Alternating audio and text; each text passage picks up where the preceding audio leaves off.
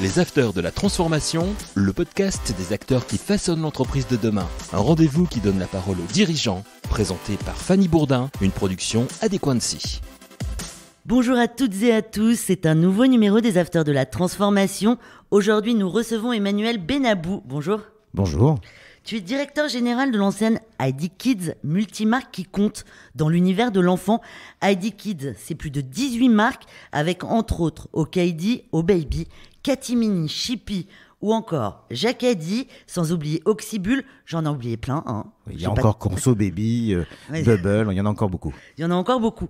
À peu près 1300 magasins dans le monde, 600 en France, 700 à l'international, avec plus de 5600 collaborateurs dans le monde. C'est ça ? C'est exactement ça, oui. Dans plus de 60 pays ? 56. 56. Le chiffre d'affaires ?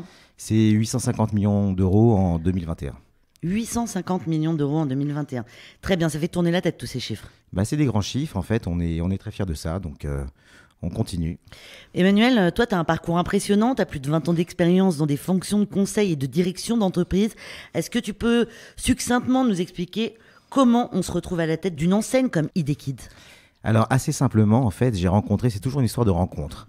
Et j'ai eu la chance de rencontrer en fait la famille qui détient le groupe et en l'occurrence, j'ai partagé avec eux le projet et les valeurs. J'ai vraiment adhéré aux valeurs du groupe, ce qui fait qu'ils sont We Hack for Kids, dont on parlera certainement tout à l'heure. Et je me suis dit, il y a un gros projet, de fédérer l'ensemble des marques autour d'une marque, ID Kids, et avec comme créateur Okaidi, de cette marque-là, ID Kids. Et voilà, au travers ces valeurs-là, je me suis dit, maintenant, arrivé à 50 ans, rentrer dans un groupe qui partage d'aussi belles valeurs et une aussi belle ambition autour de l'enfant et de la famille, c'est quelque chose qui m'a plu. On va y aller doucement, mais qu'est-ce que tu as fait avant ? Alors avant, c'était il y a longtemps, mais un parcours, j'ai commencé dans la relation client, autour des clients. Ensuite, j'ai rejoint Accenture pendant 7 ans. Ensuite, j'ai rejoint la direction générale de vente privée, donc VP maintenant, pendant quelques années. Un fonds d'investissement, aussi entrepreneur. Direction générale de Kirus aussi. Et je rejoins ce fameux groupe. Et c'est vrai que le projet auquel je suis, c'est vraiment la consécration de l'ensemble de mes expériences passées. Tu es un vrai entrepreneur dans l'âme. Alors, une âme d'entrepreneur, effectivement, je pense qu'à des postes de direction générale, il est important d'être entrepreneur parce qu'on est toujours en transformation, en idées, en renouvellement et je pense que c'est intéressant, ces profils-là. Oui, tout à fait. On va parler de ta mission exactement au sein d'ID Kids. Qu'est-ce que tu fais ?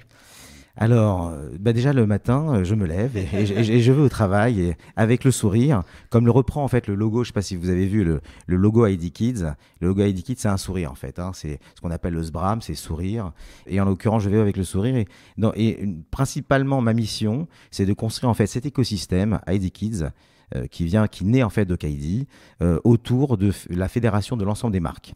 Et donc de fédérer en fait un point de contact unique pour les clients, pour les parents, qui facilite en fait leur achat et leur quotidien.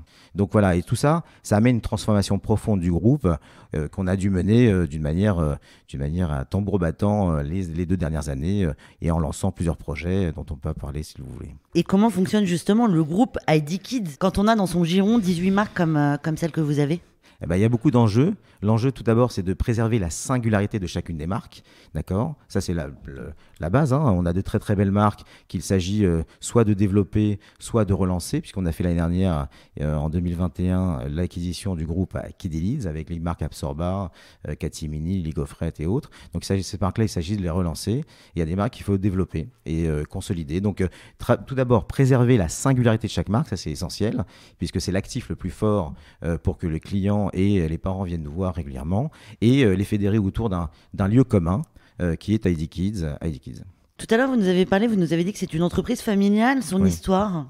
Alors, créée en 1996, la rencontre en fait entre 2 familles, Jean Duforet et Jean-Luc Soufflet, et ils ont créé le groupe ID Kids.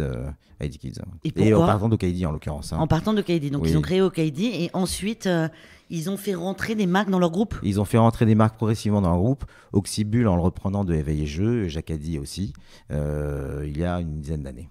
Parce que finalement, l'ADN du groupe, c'est compliqué quand même d'en avoir un avec plus de 18 marques. Comment on l'identifie, cet ADN ?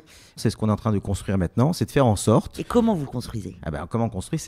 Il y a plusieurs outils. Déjà, par le fait que en fait, cet ADN se construit à partir d'Okaidi. D'accord, c'est l'histoire, c'est toutes les valeurs d'Okaidi qu'on reprend sur ID Kids, 25 ans d'histoire pour développer la continuité d'ID Kids. Et comment on les construit aussi, c'est en mettant en place en fait, et ce qu'on a fait l'année dernière, donc dans la transformation qu'on a menée et l'ensemble de nos projets qu'on a menés, on a lancé un programme de fidélité qui s'appelle ID Kids Family, d'accord, qui fédère toutes ces marques autour d'un même programme de fidélité pour nos clients. Donc là où il était un peu difficile avant d'avoir un programme de fidélité commun, là, nos clients, que ce soit autour du produit, des services ou du contenu, ont un programme de fidélité commun. Et bien sûr... Donc ça, c'est la stratégie, c'est la repense totale de la stratégie de marque. Alors, totalement, mais en gros, chacune des marques reprend sa stratégie de marque. Donc chacune des marques, des 18 marques, reprend sa stratégie de marque. Et non, la consolide, la développe habituellement et en gardant les bases. Mais après, derrière, ce qu'on fait, c'est qu'on construit en fait autour de cette stratégie de marque une enseigne, un chapeau, un toit, comme on l'a souvent dit, autour de ces différentes marques pour pouvoir les consolider, que ce soit clair pour les clients, avec une valeur très forte qui est We Act for Kids. Et c'est ça en fait. C'est votre baseline. Voilà, la baseline c'est We Act for Kids et c'est bien évidemment, et c'est reprendre, c'est agir pour que le monde progresse au service de l'enfant qui grandit. Et c'est ça en fait. C'est l'écosystème un petit peu. C'est notre écosystème et c'est vraiment ce qui rassemble l'ensemble de marques autour de cette baseline qui est, on fait tout ça pour plusieurs valeurs. Ça se traduit par quoi? Bon pour l'enfant, essentiel pour les parents et engagé pour la planète. Et donc chacune de nos marques, autour de ce We Act for Kids, doit reprendre et s'engager autour de ces trois valeurs, ce qui est le cas depuis le début pour nos marques et toutes celles qui viendront par la suite, puisqu'on ouvre l'écosystème à d'autres marques aussi, devront être engagées dans ces valeurs-là du groupe qui sont We Act for Kids. Et c'est comme ça que vous homogénéisez l'ensemble ? Alors, je ne sais pas si le terme homogénéiser est juste, mais par contre, en l'occurrence, c'est comme ça qu'on rassure les parents et que globalement, tout ce que l'on fait, que ce soit autour des produits, des services et des conseils, c'est vraiment pour le bien de l'enfant, parce qu'en fait, la mission de l'ensemble du groupe et de l'ensemble de chacune de nos marques, dans leur singularité, sont autour de ces valeurs-là que l'on porte. En l'occurrence, comme tout part d'Okaidi, en fait, il n'y a pas de supervision, il y a plutôt une continuité en fait de la culture d'entreprise qui, depuis 20 ans, qui était le rêve des fondateurs de créer en fait cette enseigne capable de fédérer en fait ce message We Act for Kids, sachant que chacune des marques n'était pas forcément en mesure de porter l'ensemble des valeurs dans la durée et d'accompagner les parents de moins 5 mois à 12 ans. Donc là, maintenant, on est capable de faire... Les enjeux de la transformation du groupe, justement ? Alors les enjeux, c'est bien évidemment un enjeu très fort qui est autour de l'économie circulaire. D'accord, ça c'est donc depuis 2010, on est dans l'activité du troc. ID Troc a été lancé en 2016 et fonctionne très bien. Alors au début, c'était 2016. Oui. Et ça on était assez précurseurs. Oui, c'est ça, vous êtes complètement précurseur. Oui, tout à fait. Et en fait, en l'occurrence, ça fonctionne très bien. Et puis au début, c'était sous forme d'événements, on va dire 4 fois par an. Et maintenant, depuis 2022, c'était un des projets importants qui était de devenir permanent. Donc là, c'était sous forme d'événements, mais maintenant, c'est permanent. Donc là, on a une soixantaine de magasins qui ont du troc en permanent, quasiment la totalité des magasins Oxybul et une cinquantaine de magasins chez Okaidi. Et on compte développer ça d'une manière assez forte sur l'ensemble du réseau Oxybul d'ici les prochaines années. C'est une demande forte de la part de nos clients, l'économie circulaire, l'abonnement, etc. Donc on travaille sur tous ces sujets-là qui participent aussi à nos valeurs. C'est engagé pour la planète, puisque plus on fera consommer nos clients dans cette économie-là, plus on sera aussi responsable de... Depuis 2016, et ça a marché tout de suite ? Ça a marché plutôt bien, mais c'était précurseur, ça se développe. Du temps à se développer. Mais ce qui est tout à fait normal. Donc c'est la création quand même d'un cercle virtueux par du conseil, du service et du produit, avec la création d'une plateforme aussi, ID Kids. Alors c'était comme je le disais, un peu le rêve des fondateurs, se dire comment je fédère tout le monde. Alors ça avait été fait dans les magasins, puisque les magasins ID Kids ont été lancés il y a quelques années maintenant, et puis développer une plateforme qui a la capacité de proposer tout cela, c'était un des rêves. Donc ça a été lancé en fin 2021, en septembre 2021, et c'est un enjeu et un vrai succès. En l'occurrence, on a lancé cette plateforme, on a fédéré l'ensemble des marques, l'ensemble des services du groupe. Donc on a rajouté Conso Baby, Bubble, qui est un média du groupe, et fait exister. Et le programme de fidélité a permis de consolider l'ensemble. Donc maintenant, il s'agit... Alors, le socle a été posé. Ce n'est pas qu'une marketplace, en fait. C'est vraiment un concept. Alors, un marketplace, ça va être l'outil, c'est la possibilité de fédérer l'ensemble des marques, mais vraiment, la mission, c'est vraiment de répondre à We Hack for Kids, en fait. C'est de proposer cela, et tout ça avec un enjeu fort d'omnicanalité. C'est-à-dire que c'est pas simplement de se dire, j'ai fait un outil qui a un site internet, c'est comment je propose ça en order in store, en ship from store, et de proposer cette mission que l'on pose vis-à-vis de l'ensemble de nos marques, qui est un peu le trait d'union de l'ensemble de nos marques. Donc maintenant, il s'agit, alors c'est un sujet opérationnel parce que maintenant ça fonctionne et que ça fonctionne bien en omnicanalité. Maintenant, on travaille pour que ce soit un réel succès commercial et que ce soit connu, et c'est tout l'enjeu de l'associer à la marque Okaidi qui elle a 25 ans d'expérience. On va parler de la transformation digitale et de l'importance de la data pour le groupe. Pourquoi c'est important de connaître ses clients ? C'est important de connaître ses clients parce que par définition, à partir du moment où on connaît ses clients, on sait mieux traiter leur appétence. Donc ce qui fait que identifier qui achète quoi, pourquoi, c'est quelque chose de clé pour les satisfaire. Et on sait qu'un client qui est satisfait revient régulièrement. Et dans un métier où justement on monte cet écosystème, la notion de fidélité, de repeat, est quelque chose de très important, et ça passe par cette satisfaction sur laquelle on a mis un focus très particulier. Enfin, c'est dans l'ADN du groupe, la satisfaction, puisque comme je vous disais tout à l'heure, le SBRAM et le sourire, l'accueil, faire en sorte que les gens soient satisfaits, c'est vraiment dans l'ADN du groupe. Et là, on met un focus très particulier sur la satisfaction de l'ensemble des leviers pour s'assurer que nos clients sont satisfaits et qu'on puisse les accompagner lorsque leurs enfants entre 0 et 12 ans. Donc c'est clé, la data nous aide vraiment à le faire, et le programme de fidélité nous permet aussi de collecter cette donnée et de pouvoir travailler dessus. Donc là, on a un taux, par exemple sur le nouveau programme de fidélité, on a un taux d'inscription qui est bien plus supérieur à l'ancien. Je crois qu'on a un taux de progression de l'ordre de 43%. Qu'est-ce qu'il apporte, ce programme de fidélité ? Il apporte déjà le fait d'être fidèle sur l'ensemble des marques. Donc déjà, le premier point, c'est le client a 18 marques autour de lui et sur lesquelles il peut avoir accès et cumuler des points. Ce programme de fidélité est aussi gratuit. Et donc ça, c'est quelque chose d'intéressant. Lorsque l'on sait que les parents sont toujours à la recherche de conseils, de suivi. On est parents, on a tous, je sais pas si vous avez des enfants, mais en l'occurrence, on a tous été un peu inquiets sur les questions que l'on peut se poser pour nos enfants. Donc, on est toujours à la recherche de bonnes astuces, de partage et d'informations. Donc, voilà, ce programme de FID participe à tout ça, puisqu'on informe régulièrement nos clients de ce qui se passe dans notre activité. Est-ce que c'est pour ça que vous mettez en place des partenariats avec d'autres marques qui font pas partie du giron ID-Kid ? Ce qui est très important, c'est que pour être partenaire, il faut faire partie de nos valeurs. D'accord ? Donc, l'objectif, c'est pas de monter un Amazon de l'enfant avec tout et n'importe quoi, mais c'est justement d'être très sélectif. C'est-à-dire que tout ce que l'on met a été choisi, sélectionné au service de l'enfant, et pour développer, en fait, alors dans le cadre d'Oxybul, les 8 intelligences de l'enfant, bien évidemment. Pourquoi les 8 Oxybul, les 8 intelligences de l'enfant, c'est ce que vous pouvez développer ? Oui. Est-ce que tu peux développer, pardon ? Je vais développer assez facilement, c'est de dire, en fait, dans chaque enfant, il y a du talent, et Oxybul, un des enjeux, c'est d'arriver à développer, en fait, par le jeu, ces intelligences de ces enfants-là, donc au travers 14 marques, donc Artibul, l'art, le logico-mathématique, la nature, etc. Donc c'est toutes ces intelligences-là, tous les enfants ont du talent, donc comment on va développer tout ça ? C'est des centres d'intérêt, finalement. Centres d'intérêt qu'on va développer et ou qu'on va identifier, parce qu'un enfant, pour l'instant, il centre d'intérêt, il faut aussi lui apprendre ce que c'est, donc... Vous pensez pas à faire garderie quelque part aussi ? Je sais pas, moi je vous donne mon enfant tout de suite. C'est vrai. Non, pourquoi pas ? Ce serait peut-être une bonne idée, mais sachant que il y a beaucoup de parents qui vont aussi dans les magasins pour justement Oxybul jouer. Souffler aussi. Oui, pour aller voir. Et justement, tout comme on parle de l'intérêt de l'enfant, on a aussi mis, qui va dans le sens de cela, c'est de dire on a mis des heures apaisées.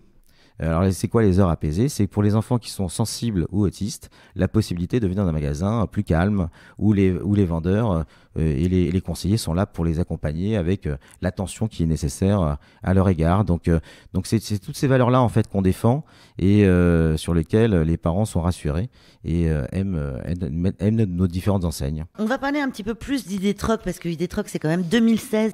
Comment ça fonctionne concrètement cette plateforme ? En fait, c'est la possibilité pour les parents d'aller échanger et déposer leurs biens, alors leurs jouets en magasin, et d'utiliser tout le réseau. Et puis après, derrière, une fois que ce magasin Le magasin a vendu... Ça donne quoi, des bons d'achat? Ça donne des bons d'achat, exactement, et la possibilité de pouvoir consommer. Donc c'est quelque chose... Alors, on a quelques petites anecdotes assez croustillantes et assez sympas sur le sujet. C'est maintenant, les enfants sont très sensibles à ça. Lorsqu'ils viennent rapporter un livre, ils achètent un livre, ils font attention de ne pas l'abîmer parce qu'ils savent qu'il y a le troc. Donc ils savent très bien qu'ils peuvent le troquer beaucoup mieux. Donc ils viennent déposer leur livre et puis en acheter d'autres.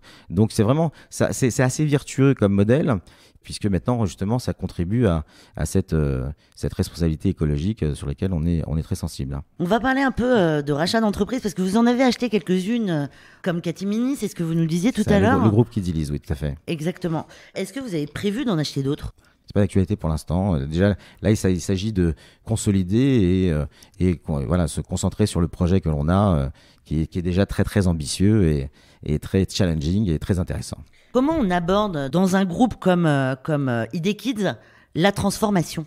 Alors, la transformation, c'est d'abord une transformation humaine. Et souvent, on se dit, la transformation, c'est du digital. On prend un directeur, un DSI, on prend des chefs de projet, et puis on va transformer le groupe. En fait, c'est d'abord humain. C'est de nouvelles compétences. Nouvelles compétences dans le digital, c'est marketing. Donc, un directeur marketing très axé digital. C'est cette capacité de recruter des directeurs de projet capables de porter une transformation à 360. Business essentiellement avant d'être IT. Maintenant, il y a toujours une composante IT maintenant de nos jours, mais par contre, c'est d'abord du business. Une transformation est avant tout business. Et en fait, un des points importants de cette transformation que j'ai pu opérer, c'est de dire on a monté une petite équipe capable en fait de fédérer l'ensemble des projets du groupe et avec une méthode, et c'est ça l'originalité, une méthode commune. Et c'est ça le gros challenge qu'on a vécu l'année dernière, c'est on a monté une méthode qu'on a appelée ART pour anticiper, réaliser et transformer. Et on a réalisé une petite œuvre d'art pour être en support de l'ensemble qu'on a appelé à l'état de l'art. Et donc cette œuvre d'art part d'un principe assez simple. Toute idée, toute transformation part d'une idée, on la réalise, on l'étudie, on fait un kick-off, on la réalise, on la pilote et surtout on accompagne le changement. Et tout ça, ça a permis en fait d'avoir un langage commun pour l'ensemble des marques sur qu'est-ce que c'est qu'un projet de transformation business. Et là, Art a permis, et c'est un peu le sujet de fédérer l'ensemble des marques sur une méthode de transformation qui a permis d'aligner tout le monde. Et donc, ça a été un vrai succès. Et quelle est cette méthode, votre formule secrète?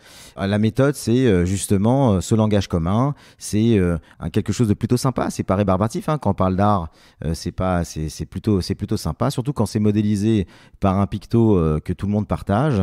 Là où il y avait plusieurs méthodes, on parlait de Scrum, on parlait de Lean Management, on parlait de méthode agile, etc.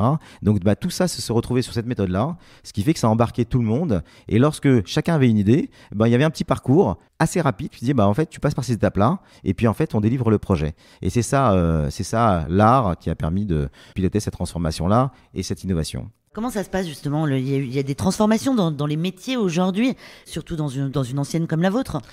On est toujours à la recherche de talent et de recrutement, puisque en l'occurrence, c'est par le talent qu'on transforme et qu'on a de nouveaux business. Et souvent, lorsqu'on recrute des compétences, on est capable, ces compétences-là amènent leur propre transformation et une nouvelle manière de voir le monde. Donc, et de voir l'entreprise, de voir nos projets.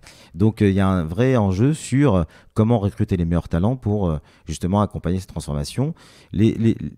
Alors, autour des...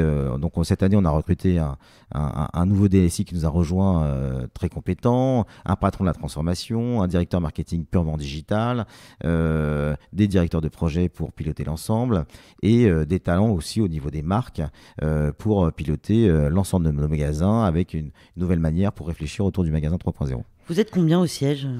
Alors, au siège, on est à peu près 500 personnes. Ça va être la fin de l'interview. L'avenir, l'innovation, vers quoi va tendre ID Kids dans l'avenir? Je sais que vous faites déjà beaucoup de choses et que vous avez déjà mis en marche une grosse stratégie de transfo, mais quand même, il y a peut-être des petites choses qu'on peut apprendre. Alors, sur l'avenir, c'est continuer à développer, bien évidemment, l'économie circulaire, c'est continuer à développer ID Kids et de faire en sorte qu'elle soit de plus en plus connue et reconnue et de défendre nos valeurs. Donc, on travaille sur beaucoup tout ce qui est, en fait, l'idée de la transformation. Alors, on a monté une petite équipe transformation qui permet de piloter l'ensemble de la transformation autour de 4 axes stratégiques, 16 projets, et de définir les innovations comme étant un des piliers de la transformation. Et l'innovation, il peut être aussi bien business, donc une nouvelle manière de voir les choses et bien sûr l'amélioration des procédures. Donc vraiment là-dessus, on est vraiment très en attente. On travaille sur des nouveaux moyens de paiement qui ont permis de faciliter un certain nombre de choses, sur un magasin 3.0 qui nous permettrait aussi de réinventer l'expérience en magasin pour mettre de plus en plus d'émotions, qui est complètement notre ADN aussi, de mieux connaître nos clients. On travaille sur tout un tas de sujets passionnants pour nos clients et voilà. Je rappelle que vous êtes le directeur général d'IDKids. Un grand merci Emmanuel pour cet échange. Merci beaucoup. Vous êtes de plus en plus nombreux à nous écouter. Vous pouvez retrouver toutes les interviews des acteurs de la transformation sur vos plateformes d'écoute habituelles. Bonne semaine à tous. Les Afters de la Transformation, une émission à écouter et à télécharger sur adequancy.com et toutes les plateformes de podcast.